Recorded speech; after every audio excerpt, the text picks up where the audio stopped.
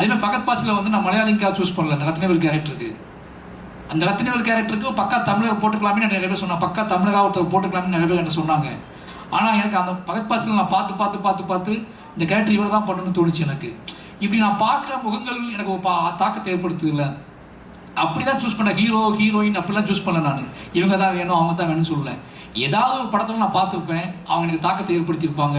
எப்படி நான் என்னோட படங்கள் பார்த்து என்னோட நடிகர்களுக்கு வந்து மாரி செல்வராஜ் படத்தில் நடிக்கணும்னு ஆசை வருதோ, அதே மாதிரி ஆக்டர்ஸ் படங்களை பார்த்து இவங்க கூட ஒரு படம் ஒர்க் பண்ணால் நல்லா இருக்குமே நமக்கு தோணுது. இது ரொம்ப மியூச்சுவலான ஒரு பாயிண்ட் ஆஃப் வியூ தான் இது.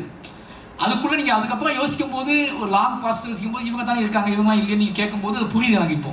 இப்போ புரியுது எனக்கு, பட் தெரியல. ஆனால் ஆர்ட் ஃபார்மில் இயங்கும்போது உங்களோட ஆர்ட் ஃபார்மை ஸ்ட்ராங்காக மாற்றுறதுக்கு யார் பயன்படுறாங்களோ அவங்க எப்படியாவது அவங்கள நான் வந்து பேசி புரிய வச்சு, அது அவங்க வெளிநாட்டில் கூட இருக்கலாம், ஒரு இங்கிலீஷ் நடிகராக கூட இருக்கலாம், நம்ம கூட்டிகிட்டு வந்து இவங்க வந்தால் நல்லா இருக்குன்னு தோணுச்சுன்னா போய் ட்ரை பண்ணி பார்க்குறது தான்.